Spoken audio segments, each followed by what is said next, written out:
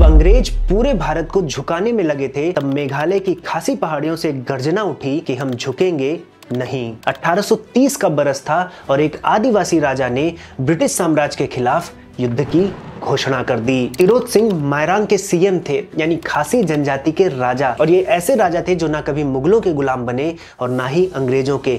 इनका अपना स्वतंत्र राज्य था। कहानी शुरू होती है 1826 की यानदाबू संधि से, जो अंग्रेजों ने बर्मा से की थी, और बर्मा ने इन संधि में नॉर्थ ईस्ट के कई इलाकों को अंग्रेजों के हाथ सौंप दिया था, और अंग्रेज ब्रह्मपुत्र से बंगाल तक सड़क भी बनाने लगे थे। और इसके लिए तिरोत सिंह जी के साथ छल से समझौता किया गया। व्यापार की आड़ में अंग्रेजों ने नॉर्थ ईस्ट में अपने किले खड़े करने शुरू किए, जिसके विरोध में 1830 में राजा तिरोत सिंह ने अंग्रेजी पोस्ट पर हमला बोल दिया। 2 ब्रिटिश अधिकारी मारे गए और शुरू हुआ खासी गुरिल्ला युद्ध। और अगले 3 सालों तक अंग्रेजों की पहाड़ों में नींद हराम रही। अंग्रेजों के जो आधुनिक हथियार थे, तोप वगैरह, वो खासी योद्धाओं के पहाड़ी युद्ध शैली के सामने टिक नहीं पाए। और फिर वही होता है जो रामायण काल से होता आ रहा है, एक गद्दार ने धोखा दिया। 1833 में एक गद्दार की वजह से राजा तिरोत सिंह पकड़े गए। 17 जुलाई 1835 को ढाका की जेल में राजा तिरोत सिंह ने अपनी अंतिम सांसें ली। उनकी सांसें भले थम गईं,